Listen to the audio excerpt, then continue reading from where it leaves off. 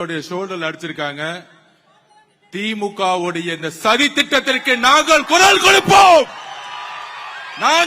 கொடுப்போம். காவல்துறை இதை கடுமையாக இப்பொழுதே கண்டிக்கிறோம். இல்ல இதே இடத்துல நாங்க உட்காருவோம், கிளம்ப மாட்டோம்.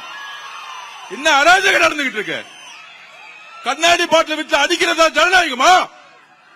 திரு மு.க. ஸ்டாலின் சார் நிப்பாட்டி, எல்லாத்தையும் நிப்பாட்டி. இப்பயே எவ்வளவுதான் அடிப்பீங்க? நாங்க பொறுமையா இருந்துகிட்டு இருக்கோம். திருப்பி அடிச்சா தாங்க மாட்டீங்க சொல்லிட்டேன் நானு. திருப்பி அடிச்சு தாங்க மாட்டீங்க. நாங்க பொறுமையா இருந்துகிட்டு இருக்கோம்.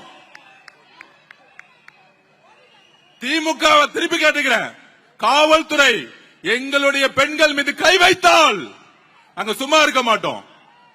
கண்ணாடி பாட்டில உடைச்சு எரிஞ்சது யார்? இந்த நைட்டை கைது செய்யணும், இப்பவே கைது செய்யணும்.